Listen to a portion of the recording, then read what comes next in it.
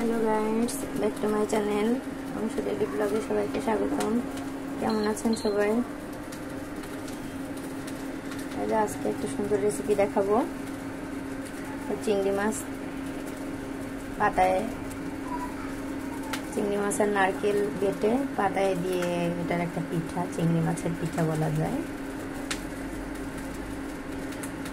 চিংড়ি মাছ প্রথমে ভালো করে ধুয়ে পরিষ্কার করে নিয়ে বেছে নারকেল, মরিচ, লবণ দিয়ে ভালো করে পাটায় বাটতে হবে।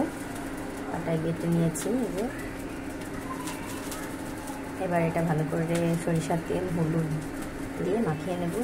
মাখিয়ে এই যে দেখেন পাতায় দিয়ে দিয়েছি। এক পাশ হয়ে গিয়েছে প্রায়টা।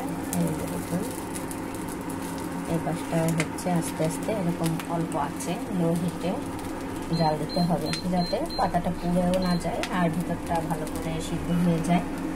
পাতায় করে এই মাছটা গরম ভাতের সাথে খেয়ে দেখবেন, অনেক মজাদার হয়, খুব ভালো লাগে। আপনারা আমাদের চ্যানেলটা লাইক, কমেন্ট, শেয়ার করে দিবেন এবং সাবস্ক্রাইব করে দিবেন, বেল আইকনটা বাজিয়ে দিবেন, তারপরে নিত্য নতুন রেসিপি ভিডিও পেয়ে যাবেন। ধন্যবাদ সকলকে। সবাই ভালো থাকবেন, সুস্থ থাকবেন। দেখুন খুব সুন্দর একটা কালার এসছে।